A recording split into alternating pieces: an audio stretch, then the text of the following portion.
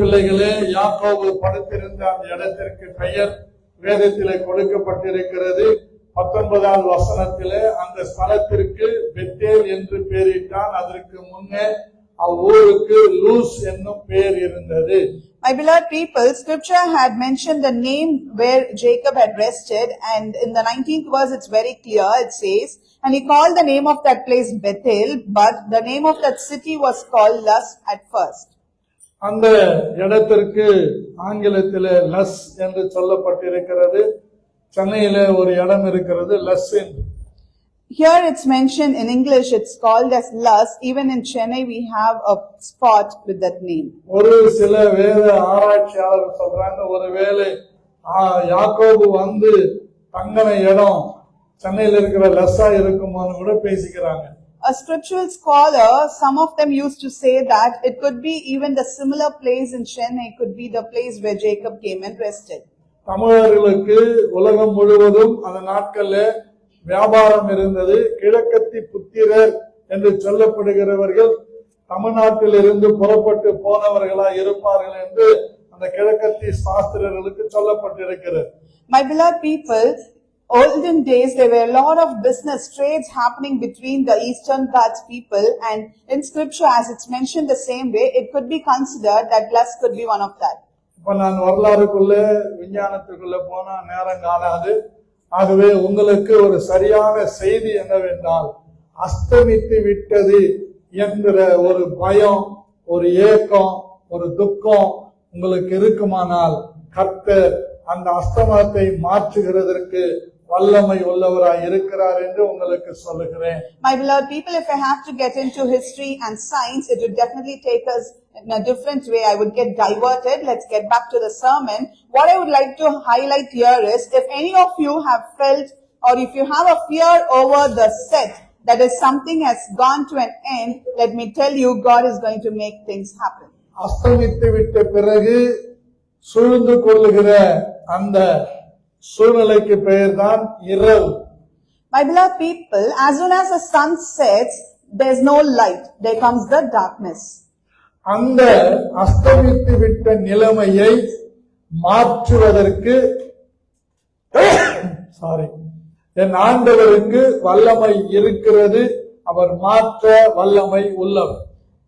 Let me tell you very clearly, if you have a feeling that something has completed in your life, something has set in your life, and if you have a fear over it, let me tell you, God has the power to change it over to light and make it new.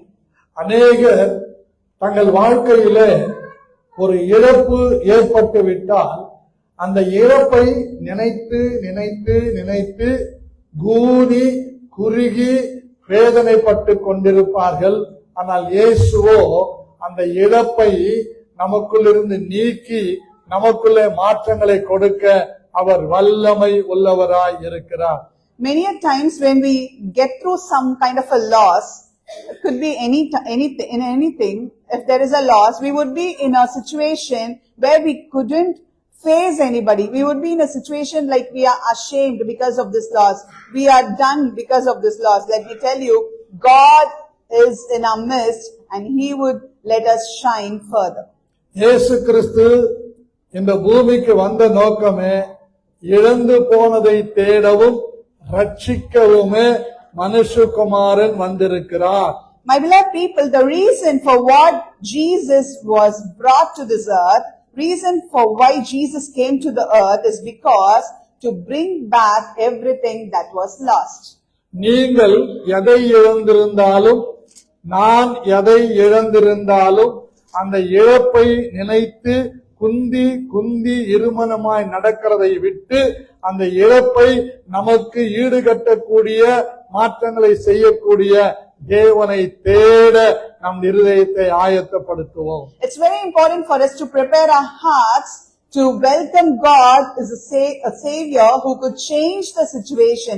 You might have lost something, I might have lost something, all of us would have gone through some kind of a loss.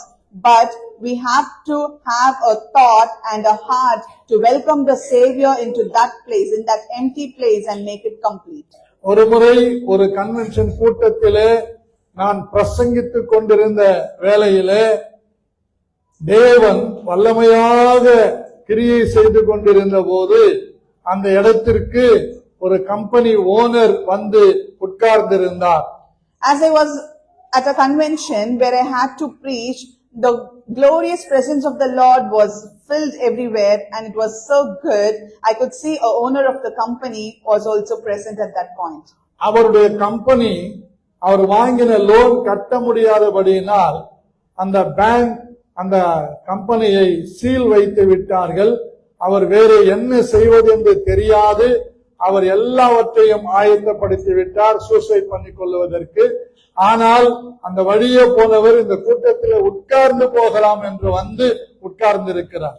My beloved people, this particular owner of the company had a loan over his company and he was unable to pay back his debts. So the bank decided to seal the company and he was in a situation where everything is lost. He couldn't do anything further.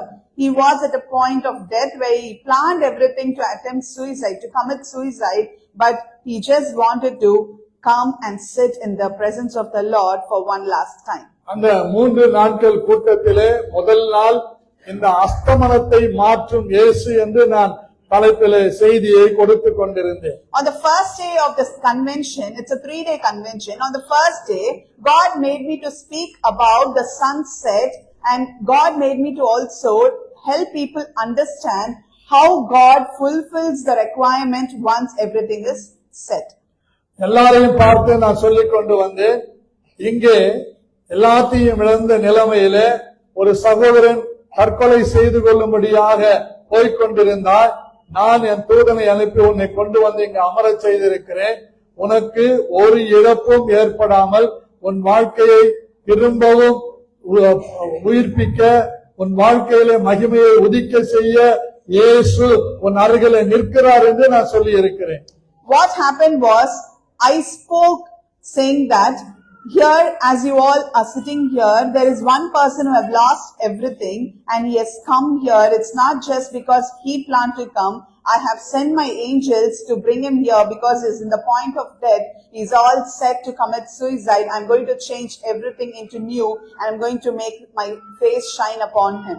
உன் வாழ்க்கை இருளாய் போவதில்லை, ஒளி உதிக்கிறது, பலம் கொண்டு திடமனதாய் இரு என்று அவருக்கு தைரியம் சொன்னது போல ஆண்டவர் அவரோடு பேசினார். God spoke through me saying that your life has not come to an end. Arise and shine. The grace of the Lord, the light of the Lord is upon you. தற்கொலை எண்ணத்தை விட்டு ஆண்டவர் மேலே நம்பிக்கை வைத்து அவர் புறப்பட்டு போனார். இன்றைய வரைக்கும் அந்த கம்பெனி ஆசீர்வாதமாய் நடந்து கொண்டிருக்கிறது. He gave up his idea of committing suicide and he had laid his trust completely upon the Lord, and until now his company is successfully in அந்த progress. கூட்டத்தை ஆயத்தப்படுத்தின அந்த தேவ மனிதர் சொன்னார், ஆண்டவர் அன்றைக்கு உங்களை கொண்டு ஒரு மனிதனுடைய வாழ்க்கையை மாற்றினார். அஸ்தமித்த அவனுடைய வாழ்க்கை மாற்றமடைந்து இன்றைக்கு நன்றாய் இருக்கிறார், சபைக்கு தூணாய் இருக்கிறார் என்று சொன்னார். The pastor who organized this convention told me the person's life has completely taken a turn because of you. He felt everything has set, everything has gone down, but God had made everything new and he has changed everything and he is living a blessed life these days. பக்கத்திலே பார்த்து கையை பிடித்து சொல்லுங்கள், நீங்கள் எதை இழந்தீர்கள் என்பது முக்கியம் அல்ல, எந்த நிலையில் இருக்கிறீர்கள் என்பது முக்கியம் அல்ல. It's not really important which எதையும் situation you are. மாற்றக்கூடிய வல்லமை There is a power that could நீ change நம்புகிற இயேசுவுக்கு உண்டு. everything. That is with Jesus whom you believe. அவர் உனக்கு சுகவாழ்வை துளிர்க்க பண்ணுவார். He gives you the pleasant உன் life. வாழ்க்கை அஸ்தமிக்கிறதில்லை, Your life doesn't set anymore. உன் மேலே ஒளி உதிக்கிறது. Light of His பலம் கொண்டு light is தைரியமாய் shining இருங்கள். upon you. Be strong and நீங்கள் courageous. ஒன்றையும் இழந்து போவதில்லை. You shall not lose anything. உன் பார்வைக்கிறது வாழ்க்கையிலே இழக்க பண்ணுகிறவர் அல்ல, இல்லாதவைகளை இருக்கிறவைகளை போல அழைக்கக்கூடிய ஆபிரகாமின் தேவன் நம்முடைய தேவன், நம்மை ஆசீர்வதிக்க வல்லமை உள்ளவர். Our Lord is not a Lord who makes us to lose everything, but He is a Lord who calls us from nothing and makes us a great nation like He did for Abraham. மல்கியா 4ஆம் அதிகாரம் 2வது வசனம் இப்படியாய் சொல்லுகிறது. Let's turn to book of Malachi chapter 4 verses 2. ஆனாலும் என் நாமத்துக்கு பயந்திருக்கிற உங்கள் மேல் நீதியின் சூரியன் உதிக்கும், அதன் சட்டைகளின் கீழ் ஆரோக்கியம் இருக்கும். நீங்கள் வெளியே புறப்பட்டு போய் கொழுத்த கன்றுகளைப் போல வளருவீர்கள். But unto you that fear my name shall the Son of Righteousness arise with healing in his wings, and you shall go forth and grow up like calves of the stall. நம்முடைய பார்வையிலே இழந்தவைகளாக காணப்படுகிற எல்லாவற்றையும் தேவன் மாறுதலாக மாற்றி நமக்கு அதிசயம் செய்ய வல்லமை உள்ளவர். God is powerful enough to change everything into positive, and wherever we feel that we have lost something, God is powerful enough to give us everything back where we feel we have lost anything. அவருக்குள் ஜீவன் இருந்தது, அந்த ஜீவன் மனுஷர்களுக்கு ஒளியாய் இருந்தது. There was a life in him, and that life was a bright shine towards the mankind. ஆகவே நாம் ஒளியின் பிள்ளைகளாக வாழ்கிறோம். நம்முடைய வாழ்க்கையிலே அந்தகாரம் நம்மை மூட முடியாது. அந்தகாரம் மூடினாலும் அந்தகாரம் நம்ம மேல ஆளுகை செய்ய அனுமதிக்காத தேவன் நமக்குள்ளே. The Lord in each of us. நமக்கு வருவது நம்முடைய எண்ணம், உறவுகள் எல்லாம் சொல்லுவாங்க. என் ஆண்டவர் சொல்லுகிறார், நான் உங்களோடு இருக்கிறேன், என் நாமத்துக்கு பயந்த உங்கள் மேல நீதியின் சூரியன் உதிக்கோ. My beloved people, being a human, being a people in flesh, we might have a lot of thoughts saying that everything has come to an end. Everything is lost. Everyone has left us. Everyone has abandoned us. Even our relatives would tell us the same thing. But let me tell you, God tells you today that He is with you, and He shall make your face shine with brightness of a sun, and you shall not look up to shame. எல்லாவற்றையும் இழந்து நீங்கள் நிர்கதியாய் நிற்கிறது போல காணப்படுகிற அந்த சந்தர்ப்பத்திலே ஆண்டவர் சொல்லுகிறார், இதோ நான் உன்னுடனே இருக்கிறேன். It might be the scenario where you have been left all alone, you have been abandoned without anything, but Lord tells unto you, here I am with you. எந்த விதத்திலே நமக்கு பாதிப்புகள் வந்து, எந்த விதத்திலே நமக்கு இழப்புகள் வந்து, எந்த சூழ்நிலையிலேயும் நாம் சோர்ந்து போகிற அந்த நேரத்திலே நமக்கு சத்துவத்தை பெருக பண்ணி நம்முடைய சோர்வை மாற்றி நம்மை கரம் பிடித்து நடத்துகிற ஒரு ஆவியானவர் இருக்கிறார். அவர் இந்த காலவேளை உங்கள் ஒவ்வொருடைய கரத்தை பிடித்து நான் இருக்கிறேன், பயப்படாதிருங்கள் என்று சொல்லுகிறார். My beloved people, there are scenarios, there are situations where we feel that we are left alone, we are abandoned, we have been ignored, we have been not given any importance in the society or in the family or wherever we are. We might see that we have lost something. There might be some negative thoughts always in our minds. Let me tell you today, the Holy Spirit of goodness, the Holy Spirit who makes our face shine with brightness is telling you He is with you today and forever. ஏசாயா 60ஆம் அதிகாரம் 1, 2, 3 வசனங்களை நாம் வாசிக்கும் போது அது நமக்கு அநேக காரியங்களை கற்றுக் கொடுக்கிறது. When we read from Isaiah chapter 60 verses 1, 2 and 3, it teaches us a lot of lessons. எழும்பி பிரகாசி, உன் ஒளி வந்தது, கர்த்தருடைய மகிமை உன்மேல் உதித்தது, இருள் பூமியையும் இருள் ஜனங்களையும் மூடும், ஆனாலும் கர்த்தர் உன்மேல் உதிப்பார், அவருடைய மகிமை உன்மேல் காணப்படும். உன் வெளிச்சத்தினிடத்திற்கு ஜாதிகளும் உதிக்கிற உன் ஒளியினிடத்திற்கு ராஜாக்களும் நடந்து வருவார்கள். Scripture says, arise, shine, for your light has come, and the glory of the Lord is risen upon you. For behold, the darkness shall cover the earth, and gross darkness the people, but the Lord shall arise upon you, and his glory shall be seen upon you, and the Gentiles shall come to your light, and the kings to the brightness of your rising. அழகாக முதல் வசனம் சொல்லுகிறது, எழும்பி பிரகாசம், உன் ஒளி வந்தது. சரியான வார்த்தை என்னவென்றால், உனக்கு ஒளி வந்து விட்டது, உன் அஸ்தமனம் மாறிவிட்டது, நீ எழும்பி பிரகாசம். The first verse tells very beautifully, arise, shine, for your light has come. Why does it say so? The actual meaning of it is, all that is God set, all that is God ground has changed, and everything is going to turn new, and your shine has come upon you. நாம் ஆராதிக்கின்ற நம் இயேசு நமக்காக எல்லாவற்றையும் சிலுவையிலே செய்து முடித்து விட்டபடியினால் நாம் சங்கடப்பட்டுக் கொண்டு, கலங்கிக் கொண்டு, பயந்து கொண்டு, வேதனையோடு, துக்கத்தோடு இருக்க வேண்டிய அவசியம் இல்லை. காரணம், நாம் இவ்வுலகத்திற்கு உரியவர்கள் அல்ல, நாம் நித்தியத்திற்கு உரியவர்கள்.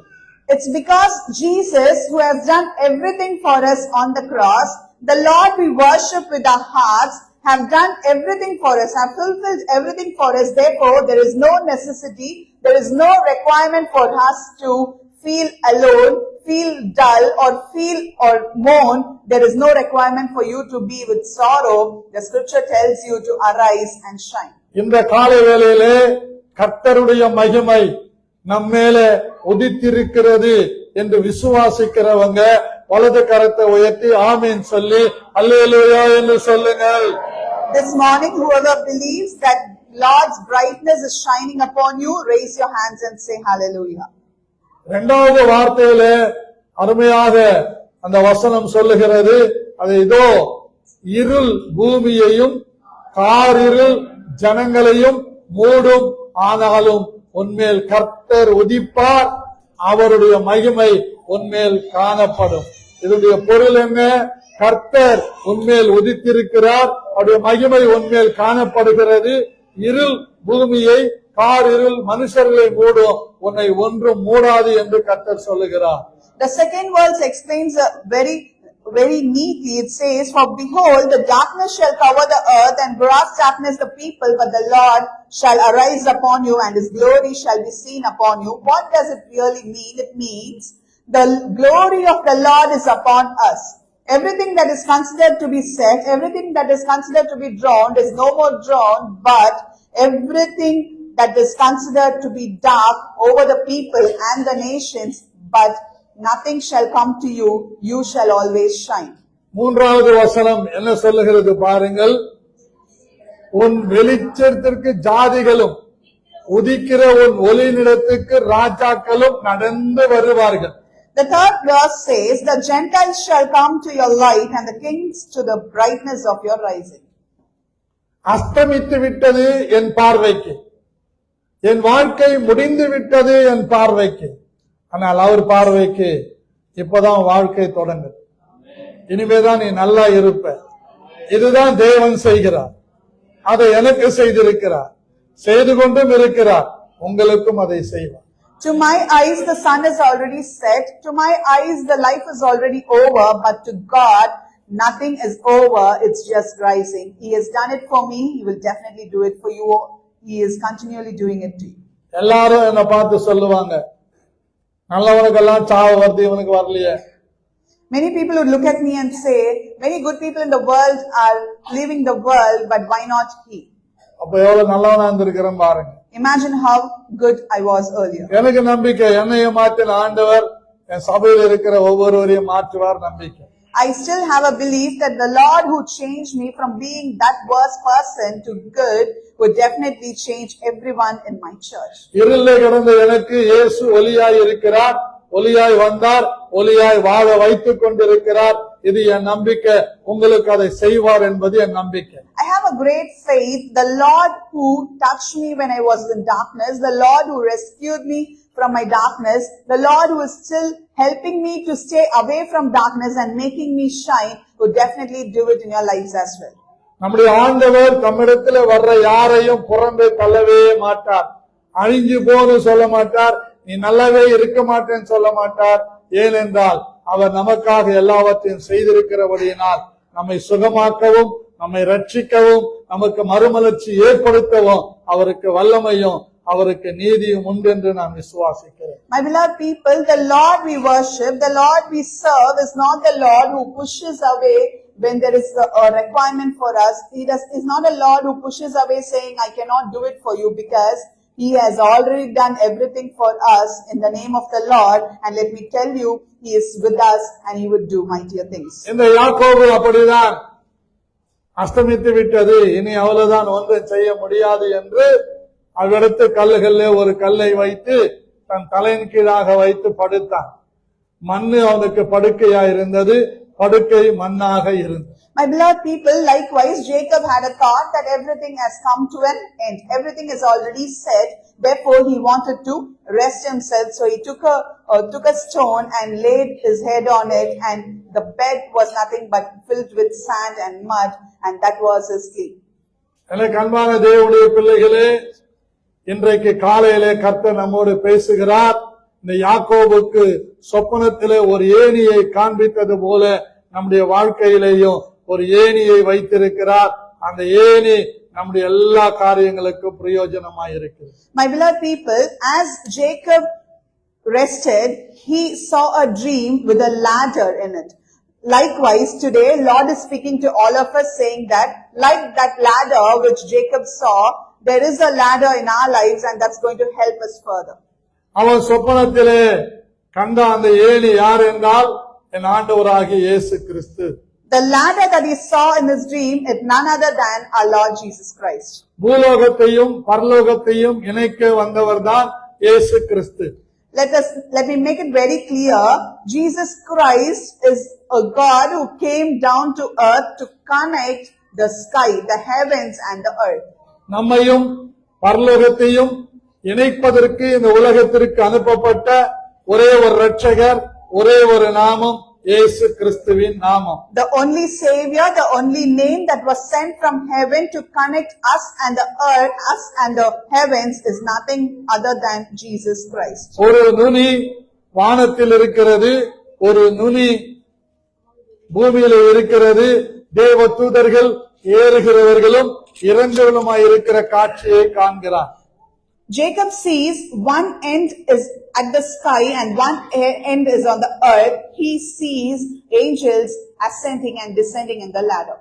இந்த செய்தியை தான் இயேசு கிறிஸ்துவும் யோவான் சுவிசேஷம் 1ஆம் அதிகாரத்திலே கடைசி 2 வசனங்களை நீங்கள் படிப்பீர்களானால் உங்களுக்கு புரியும். The same sermon, the same message is being conveyed in John chapter 1, last 2 verses. இயேசு நாத்தான்வேலுக்கு பிரதியுத்தரமாக, அத்திமரத்தின் கீழே உன்னை கண்டேன் என்று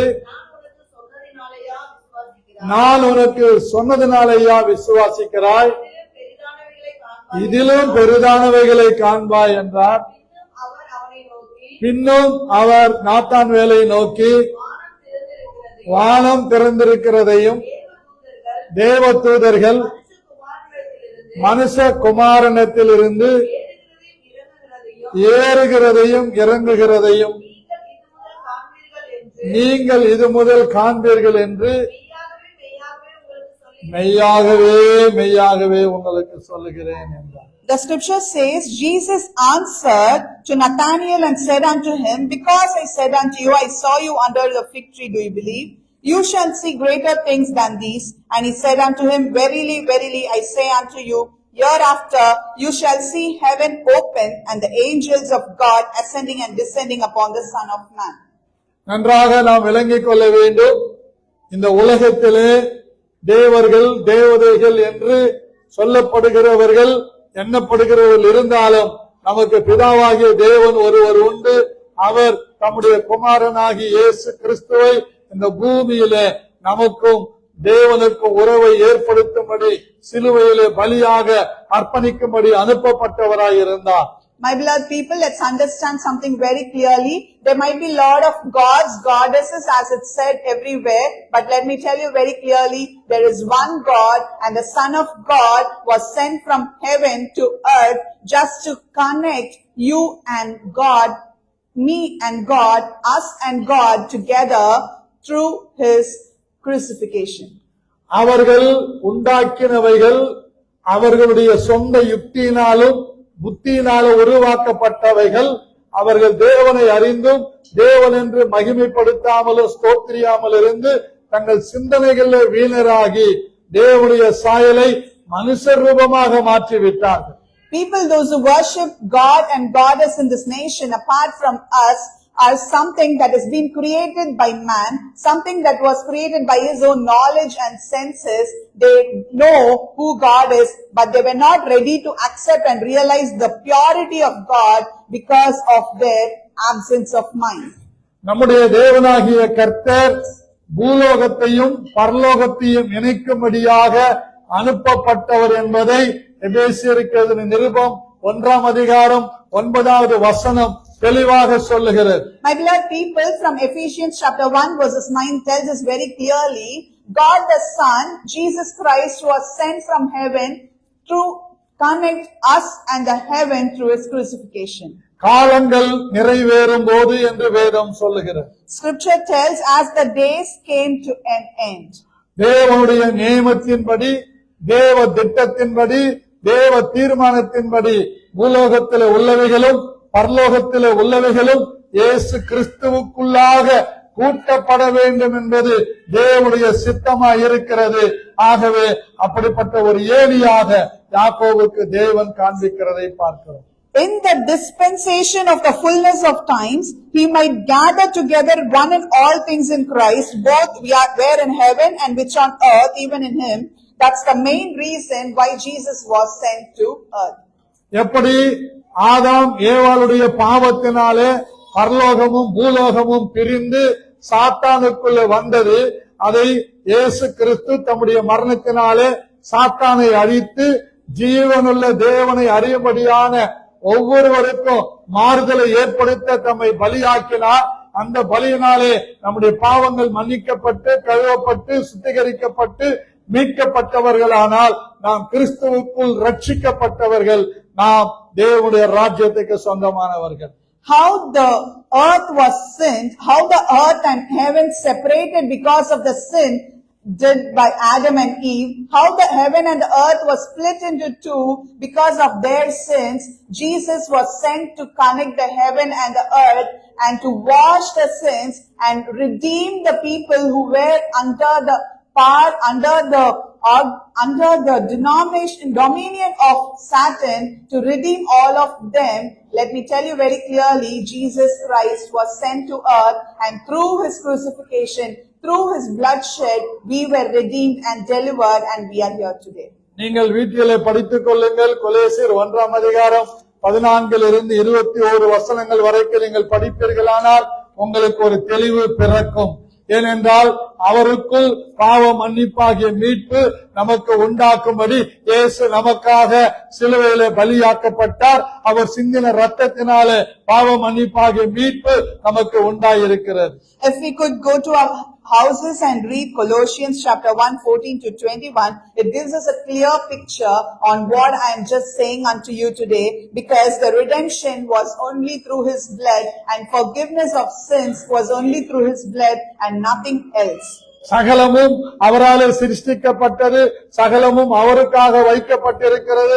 ஆகவே சிருஷ்டிக்கப்பட்ட நீங்களும் நானும் அவருக்கு சொந்தமானவர்களாய் இருக்கிறபடியினால் நம்முடைய பாவத்துக்கு அதிகாரியாகிய மரணத்துக்கு அதிகாரியாகிய பிசாசை தம்முடைய மரணத்தினாலே அழித்து ஜீவ காலமெல்லாம் மரண பயத்திற்குள்ளாக அடிமைத்தளத்திற்குள்ளாக நம்மை விடுவித்து இயேசுவோடு ஒப்புரவாக்கும்படிக்கு தேவன் தீர்மானம் பண்ணினார். My beloved people, the scripture tells us very clearly, for by him were all things created that are in heaven and that are in earth, visible and invisible, whether they might be thrones or dominions or principalities or power, everything was created for him.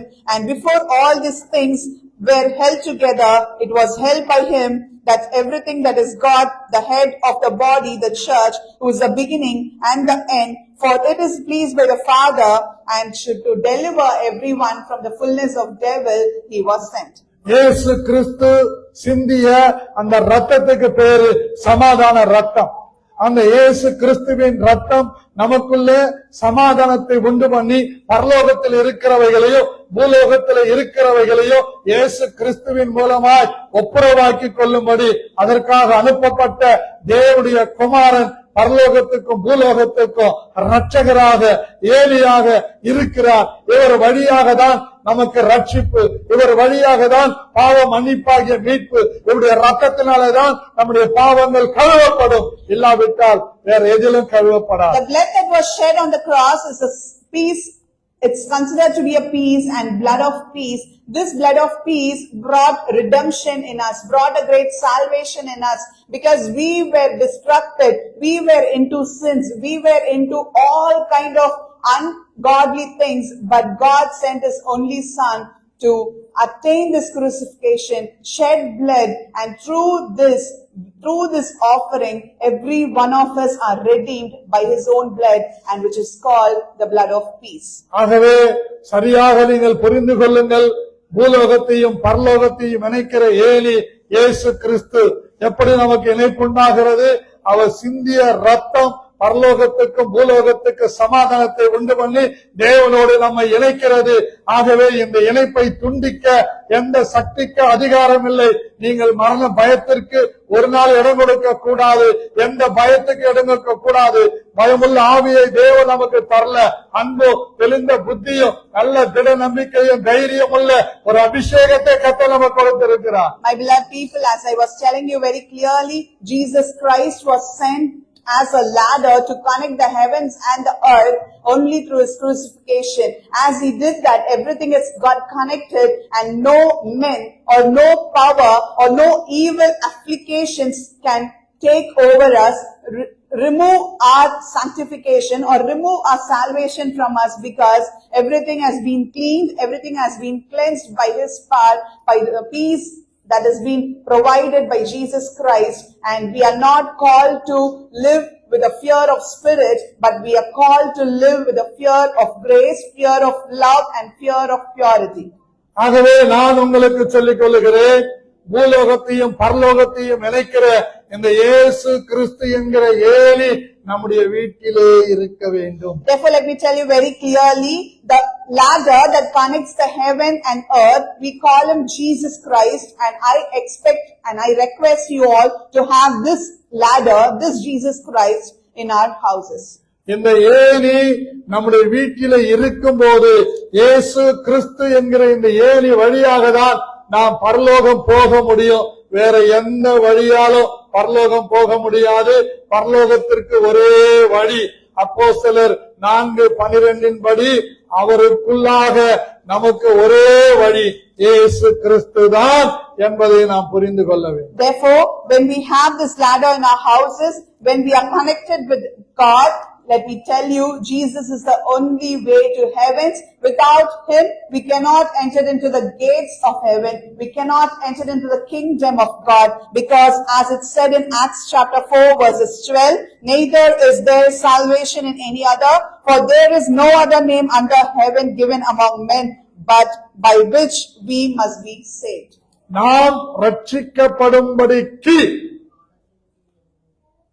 நாம் ரட்சிக்கப்படும்படிக்கு பூலோகத்தில் உள்ள யாவரும் ரட்சிக்கப்படும்படிக்கு இயேசு கிறிஸ்துவின் நாமமே அல்லாமல் வேறு ஒரு நாமம் கட்டளையிடப்படவில்லை. The scripture is very clearly mentioned here. There is no salvation, no redemption is declared beyond the name of the Lord in the earth or the heaven. Only through Jesus the salvation is possible, and only through Jesus we can enter into the kingdom of heaven. அவராலே அன்றி வேறு ஒருவரால் ரட்சிப்பு இல்லை. மந்திரவாதிகளால் ரட்சிப்பு இல்லை, மாய மந்திரங்களால் ரட்சிப்பு இல்லை, சூனியக்காரர்களால் ரட்சிப்பு இல்லை, ஜாதகம் சொல்லுகிறவர்களால் ரட்சிப்பு இல்லை, நாள் சொல்லுகிறவர்களால் ரட்சிப்பு இல்லை, நாள் பார்க்கிறவர்கள், குறி கேட்கிறவர்கள், குறி சொல்லுகிறவர்களால் ரட்சிப்பு நமக்கு இல்லை. ஆவியானவர் சொல்லுகிறார், இயேசு கிறிஸ்து ஒருவரே நமக்கு இரட்சகராய் இருக்கிறார். There is no salvation without Jesus Christ. There is no salvation through witchcraft. There is no salvation through any magicians. There is no salvation through astrologers. There is no salvation through anybody who does horoscope. There is no salvation through any source in the world apart from Jesus Christ, who was sent from heaven to be a ladder to men and the world. இன்னைக்கு நிறைய பேருக்கு ஒரு doubt. என்ன டவுட்னு கேட்டீங்கன்னா, வெளியே போகும்போது மனைவியை கூப்பிட்டு சொல்லுவார், வெளில எட்டி பாரு யாராவது எதிரில் வர்றாங்களான்னு. போன குறுக்க வரக்கூடாதான், இவரு புகுந்துன்னு போயிடுவாராம் ஒரே நாள்ல. இப்படி எல்லாம் சடங்கு பார்த்துக்கிட்டு இருக்கிற கிறிஸ்தவங்க நிறைய பேர் இருக்கிறாங்க. இந்த சடங்கு சடங்காச்சாரம் இதெல்லாம் பரலோகத்துக்கு கொண்டு போவாது, நரகத்துக்கு தான் கொண்டு போவோம். ஆகவே நாம் சடங்காச்சார கிறிஸ்தவர்கள் அல்ல. காரணம், நமக்கு முன்னாடி இயேசு போகிறார். மீகா 2:13 படி. My beloved people, these days many Christians have a practice of checking whether something is going before they leave the house. Some would call their wife and ask to check if someone is going, or even if a cat is passing by. They have a superstitious belief saying that when a cat passes, he would also pass away. The day wouldn't be good to him. Let me tell you very clearly, as it's said in Micah chapter 2 verses 13, let me tell you, there is no rituals or no rites or no superstitious belief that could lead you to heaven, but only the Lord. நான் ஒரு விசுவாசி வீட்டுக்கு போயிருந்தேன். ரொம்ப நல்ல விசுவாசி, நல்ல ஆவில் நிரம்புவாங்க, ஜெபம் பண்ணுவாங்க. பல்லி டுக்கு டுக்கு சவுண்டுக்கு சொல்லுது, அது சத்தங்க எழுப்புது. இவங்க அந்த தரையில டொக்கு டொக்கு டொக்குன்னு தட்டுறாங்க. நான் கேட்டேன், ஏன் சிஸ்டர் தட்டுறீங்கன்னு. தெரியல, அந்த காலத்துல இருந்து பழகிடுச்சுன்றாங்க. இந்த பழக்கம் எல்லாம் மாறணும். நாம் கிறிஸ்துவினுடையவர்கள். நம்முடைய மாம்சமும் அதன் கிரியைகளும் சிலுவையில அறையப்பட வேண்டும். I have been to a believer's house. The believers specifically, they are very spiritual, because whenever there is a worship, they'll be infilled by the Holy Spirit. They would be anointed. There'll be a lot of joy in their face, and they would glorify God a lot. But when I went to their house, there was a noise made by a lizard, and they had some reason for it. I told them very clearly, this is not something that's going to help you to get into heaven, and all these superstitious beliefs are not our kind. அதே மாதிரி இன்னொரு வீட்டுக்கு போயிருந்தேன். இடி மின்னல், இடி இடிக்குது. அந்த அம்மா சொல்றாங்க, அர்ஜுனா கிருஷ்ணா என்னை காப்பாத்து. ஏன்னா அர்ஜுன ரதம் ஓட்டுறானா. எங்க எங்க வானத்துல. அதான் அந்த இடியா. விசுவாசி சொல்லுது, மூழ்கி ஞானஸ்தானம் பெற்று பரிசுத்தாவின் அபிஷேகம் பெற்று அந்நிய பாஷையில உட்கார்ந்து சபையில பாயை கிழிக்கிற விசுவாசி சொல்லுது. நம்ம ஆளுங்களை சொல்ல ஒண்ணு போட மாட்டேன். கர்த்தருக்கு ஸ்தோத்திரம். நமக்கு அதெல்லாம் கிடையாதுங்க. இயற்கைக்கு அப்பாற்பட்டவர் நம்முடைய ஆண்டவர். He was a supernatural power of Jesus Christ. My beloved people, as I went to another person's house, there was a lot of thunder and lightning that particular day. When the thunder struck heavily, she immediately uttered the names of Arjun and Krishna, saying that to save them. Because it's said in the history, it's said like when Arjuna rides the chariot, the thunder happens, which is definitely a superstitious one, which is not according to the scriptures. It's not definitely one among you. I wouldn't allow you all to do that. Let me tell you very clearly, without God, without the Savior, without the Jesus Christ, who is supernatural God to us, nothing can stroke us. அன்பான தேவனுடைய பிள்ளைகளே, இந்த இயேசு கிறிஸ்து தான் ரட்சகர். அவருடைய ரத்தத்தினாலே தான் பாவ மன்னிப்பாகிய மீட்பு. அவருடைய நாமத்தினாலே தான் நாம் பரலோகத்துக்கு போக முடியும். வேற எந்த நாமத்தினாலும் போக முடியாது. ஆகவே இந்த இயேசு கிறிஸ்து, பாவ மன்னிப்பின் நிச்சயத்தை கொடுக்கிற இயேசு கிறிஸ்து நம்ம வீட்டில எப்பவும் ஏனியா இருக்க. My beloved people, let me tell you very clearly, please lend your ears and understand, Jesus is our Savior. Jesus is our Redeemer. Jesus is our deliverer. Without His name, there is no other name that could lead us to heaven. His only name will lead us to heaven, and we have to have Him as a ladder connecting the heavens and the earth so that we attain the kingdom of God at time. நன்றாக புரிந்து கொள்ளுங்கள். இந்த ஏணியில பாரங்களை எடுத்துக்கொண்டு போகலாம் மேல. Listen very carefully. Through this ladder, we can carry the burden to the heavens. இப்ப நான் எவ்வளவு வெயிட் இருப்பேன்? 84 இருக்கிறேன். நேத்தான் எடுத்து போட்டு பார்த்தேன். 87 இருந்து 84க்கு வந்திருக்கிறேன். இப்ப 84 இருக்கிறேன். நான் ஒரு 50 கிலோ வெயிட் உள்ள சிமெண்ட் மூட்டை எடுத்துக்கிட்டு தள்ள வச்சுக்கிட்டு ஏணி மேல ஏறுறேன்னா அந்த ஏணி என் மேல ஏன் ஏற, நான் ஏற விட மாட்டேன்னு அது உடையதில்லை. அந்த பாரத்தை எடுத்துக்கொண்டு ஏறுகிற மனுஷனை அந்த ஏணி தாங்குகிறது போல என் இயேசு என் வீட்டிலே இருந்தால் என் பாரங்களை சுமக்கிறார், என் கவலைகளை சுமக்கிறார், என் கண்ணீரை சுமக்கிறார். My beloved people, recently I had a understanding that when we have to carry a heavy load, like say for example, as Pastor said, his weight is reduced from 87 to 84 recently. And let me tell you, if he wants to carry a cement bag, which is a 50 kg weight, and he has to travel in a ladder, he has to carry it in a ladder, would that ladder really stop him from carrying it? Would the ladder tell, it's very heavy, I cannot carry you? Definitely not. Likewise, Jesus Christ, if he is as a ladder in our houses, he would definitely carry all your burdens. He would definitely carry all your worries. He would definitely carry all your sickness. He wouldn't let us down. நன்றாக நீங்கள் புரிந்து கொள்ளுங்கள். அந்த ஏணியில கீழ்ப்படியில காலை வச்சாதான் மேல்படியில கால் வைக்க முடியும். மேல்படி என்று சொன்னால் அடுத்து அந்த கீழ்ப்படியில காலை வச்சாதான் மேல்படியில காலை வைக்கணும். ஆகவே இந்த இயேசு கிறிஸ்து என்கிற ஏணியில ஏறுவதற்கு முன்பாக நாம் கீழ்ப்படிதலை கற்றுக்கொள்ள வேண்டும். நம்முடைய பாரங்களையும் நம்முடைய துக்கங்களையும் அவர் மேலே வைக்கும் போது அவர் நம்முடைய துக்கங்களை மாற்ற வல்லமை உள்ளவராய் இருக்கிறார். My beloved people, as far as this ladder is concerned, only if you step on to the first step, you can climb further. Likewise, the first step to be with Jesus is discipline and obedience. When we obey the law, when we obey Jesus, we would be able to carry our worries and burden through him to heaven. இந்த ஏணி நம்முடைய பாரங்களை எல்லாம் சுமக்கிறது போல, சுமந்து கொண்டு மேலே போகிறது போல இயேசு கிறிஸ்து நம்ம வீட்டில ஏணியா இருந்தா நம்ம எதை பற்றியும் கவலைப்பட வேண்டியதில்லை.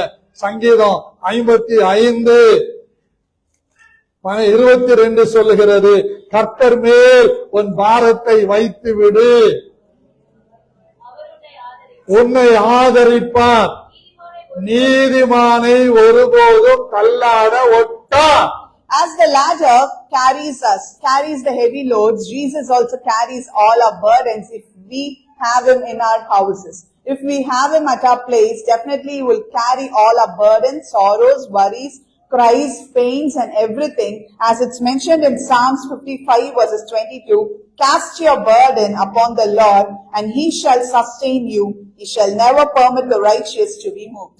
பக்கத்துல பார்த்து சொல்லுங்க, Hold on to your neighbors and say, உங்க பாரங்களை சுமக்கிற இயேசு உங்களோடு இருக்கும்போது the Lord Jesus who carries your burden is with நீங்க you. ஏன் பாரத்தை சுமக்கணும்? Why you have to carry your நீங்க burden? ஏன் திகிலா இருக்கலாம்? Why you have to fear? நீங்க ஏன் கவலையா இருக்கலாம்? Why you have to worry? எல்லாரும் கவலையா மாறிடுங்க. புரியலையா? இந்த மழை காலத்துல என்ன பண்ண கவலை? டிங் டிங் டிங் டிங் டிங் டிங்கா டிங் டிங்கா டுகுட்டகா அந்த மாதிரி நீங்க ஜெபிக்கிறவங்களா மாறிட்டீங்கன்னா உங்க கவலையை பத்தி எல்லாம் கவலைப்பட வேண்டியதில்லை. கர்த்தருக்கு ஸ்தோத்திரம். During the rainy season, we could see frogs everywhere we go. When the place is very calm and solemn, we could hear a lot of noises from the frogs. We would understand that it's the noise of a frog. Likewise, if we turn all our blabber into praise, if we turn all our blabber into prayer, definitely the ladder is going to work very good for us and all the burdens and sorrows will be carried over. நல்லா நீங்க புரிஞ்சுக்கங்க தேவனுடைய பிள்ளைங்களே. உங்க கவலையை நீங்க சுமந்துகிட்டே இருந்தா ஒரு முழத்தை உடம்புல கூட்ட முடியாது, ஆனா குறைக்க முடியும். லெப்ரசி வந்தா நீங்க யாரும் விரல வெட்ட வேணாம், கத்தியில அறக்க வேணாம், ஆபரேஷன் பண்ண வேணாம், தானாவே சுருங்கிடும். அப்போ கவலைப்படுறவங்களுக்கு லெப்லசி வரும் பாக்குறீங்களா? அப்படின்னு நான் சொல்லல. கவலை மனுஷனை உருக பண்ணும். வேதனையோ எலும்புருக்கி, மன மகிழ்ச்சியோ நல்ல ஔஷதம். கர்த்தரிடத்திலே மகிழ்ச்சியா இருங்கள், அது உங்களுக்கு பலன் என்று காலையிலே சொல்லுகிறேன். My beloved people, let me tell you, if you're going to carry your burden, if you're going to carry your sorrow, if you're going to carry fear with you, you cannot increase or you cannot flourish. But what happens is, scripture says the worries, the burden would definitely restrict your growth. It would definitely suppress your growth. It would just suppress your bones. That's what the scripture says. Likewise, do not worry. Do not try to carry your burdens for yourself. Be happy in Christ. Rejoice in the Lord. This morning I would like to tell you one thing. Rejoice in the Lord so that everything that you urge, everything that you want would come into existence. பிலிப்பியர் 4ஆம் அதிகாரம் 6-7 இப்படியாய் சொல்லுகிறது. நீங்கள் ஒன்றுக்கும் கவலைப்படாமல் படிங்க. நீங்கள் ஒன்றுக்கும் கவலைப்படாமல், ஆமா, எபி ஒன்றுக்கும் கவலைப்படாமல் எல்லாவற்றையும் குறித்து உங்கள் விண்ணப்பங்களை ஸ்தோத்திரத்தோடு கூடிய ஜபத்தினாலும் வேண்டுதலினாலும் தேவனுக்கு தெரியப்படுத்துங்கள்.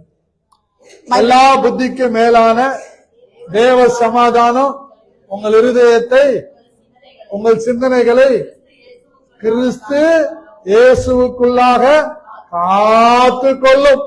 My beloved people, as we turn to Philippians chapter 4 verses 6 and 7, this is a very important verse that we always follow.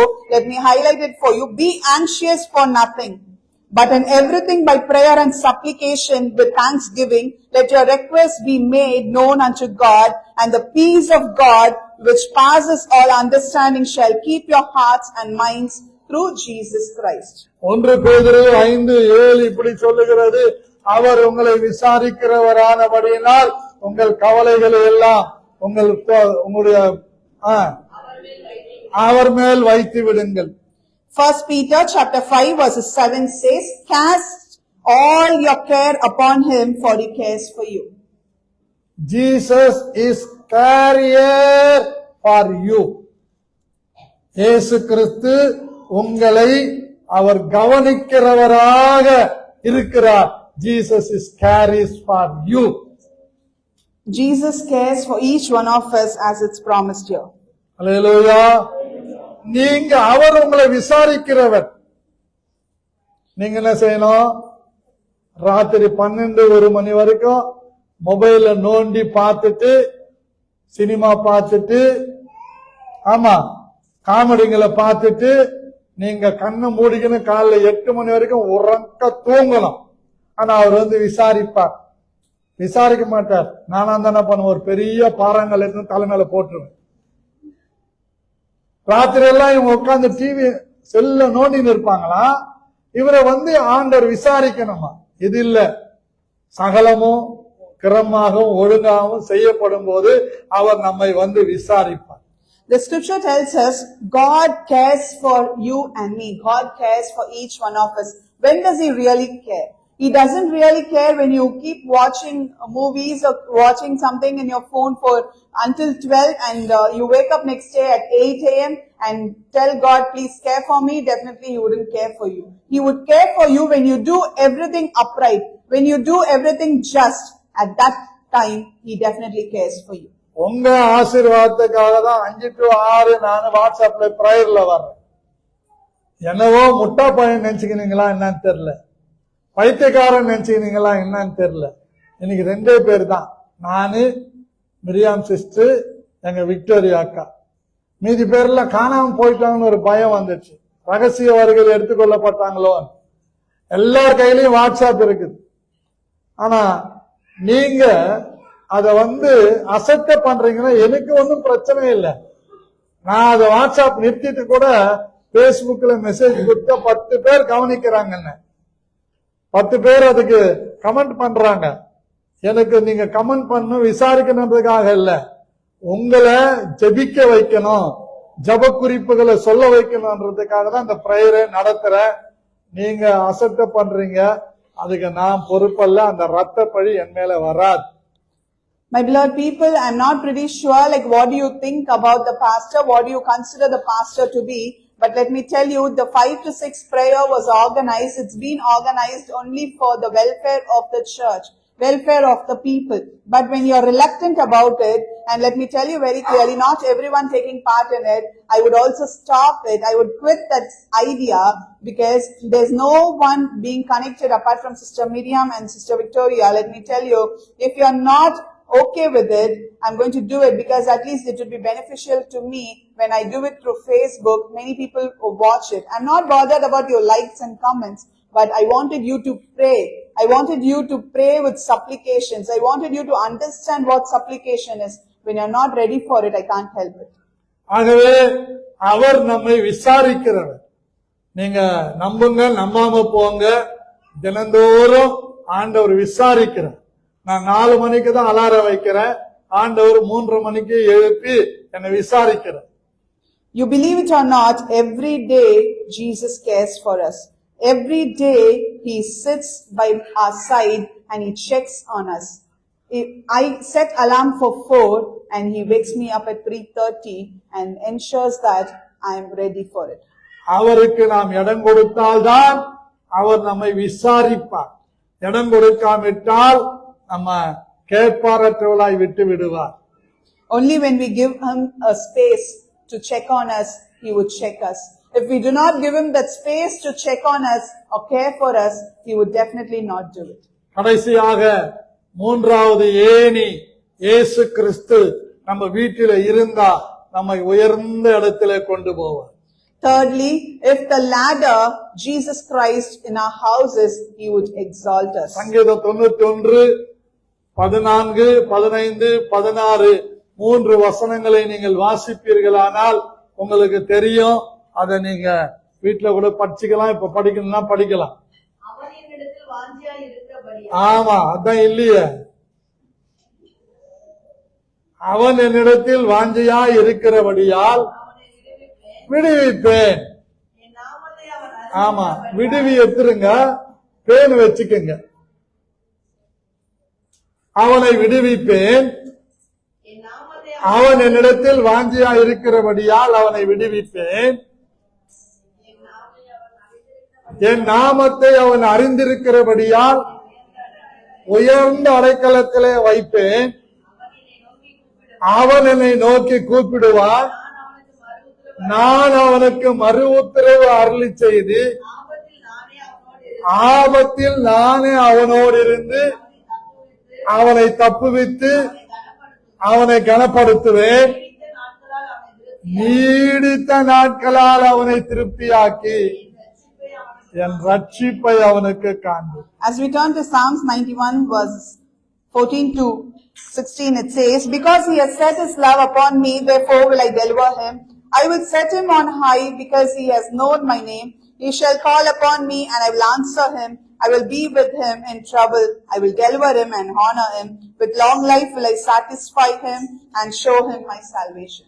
இயேசு கிறிஸ்து என்கிற ஏணி நம்முடைய வீட்டில இருந்தால் 1 சாமுவேல் 2ஆம் அதிகாரம் 7-8 படி கர்த்தர் தரித்திரம் அடைய செய்கிறவர், கர்த்தர் தரித்திரம் அடைய செய்கிறவரும் ஐஸ்வர்யம் அடைய பண்ணுகிறவருமாயிருக்கிறார். தாழ்த்துகிறவரும் அவர் தாழ்த்துகிறவரும் உயர்த்துகிறவருமானவர். அவர் சிறியவனை பொழுதிலிருந்து எடுத்து எளியவனை குப்பையிலிருந்து உயர்த்துகிறார். பிரபுக்களோட உட்காரவும் மகிமையுள்ள சிங்காசனத்தை சுதந்தரிக்கவும் பண்ணுகிறார். பூமியின் அஸ்திபாரங்கள் கர்த்தருடையவைகள், அவைகளின் மேல் பூச்சக்கரத்தை வைத்தார். As we see in 1 Samuel chapter 2 verses 7 and 8, it says, the Lord makes poor and makes rich. He brings low and lifts up. He raises up the poor out of the dust and lifts up the beggar from the rubbish, to set them among princes and to make them inherit the throne of glory. For the pillars of the earth are the Lord's and He has set the world upon them. பக்கத்துல பார்த்து சொல்லுங்க, தரித்திரம் வேணுமா? Look at your neighbors and say, do you need to be Kumbhakarna poor? தூக்கம் தூங்குங்க. Sleep well. சனியன் சப்பலாங்கால் போட்டு வீட்டுல உட்காந்துக்கோ. Satan might be at your places. எவ்வளவு வந்தாலும் நிக்காது. Whatever you receive wouldn't ஒத்த பையில போயினே இருக்கும். it should be like a whole அப்புறம் சீதாராமன் சொன்ன மாதிரி தமிழ் படிச்சவங்க எல்லாம் பிச்சை எடுக்க வேண்டியதுதான். பிச்சை எடுக்கணுமா, பிச்சை போடணும். You want to be poor, you want to be a helper. ஆகவே Therefore, தரித்திரலாய் நீங்கள் இருக்கக்கூடாது. you shall not be poor. ஐஸ்வர்யவான்களாய் மாற வேண்டுமானால் You shall be rich. விழிப்புள்ளவர்களாய் இருங்கள், விசுவாசம் உள்ளவர்களாய் இருங்கள், Be of great faith. விழித்திருந்து ஜெபம் பண்ணுங்கள். Awake and pray. உங்களை உயர்ந்த இடத்திலே கர்த்தர் வைப்பார். God shall exalt you and keep you in சின்னவர்களாகிய greater நீங்கள் heights. 1000ஆகவும் பலத்த ஜாதியாகவும் ஏற்ற காலத்திலே உயர்த்துவார். ஜெபியுங்கள், வேதம் வாசியுங்கள், சபை ஒழுங்குகளை பின்பற்றுங்கள். உயர்வை நீங்க தேட வேணாம், உயர்வு உங்களை தேடி வரும். ஆமென். அல்லேலூயா. எல்லாம் எழுந்திருக்கலாம்.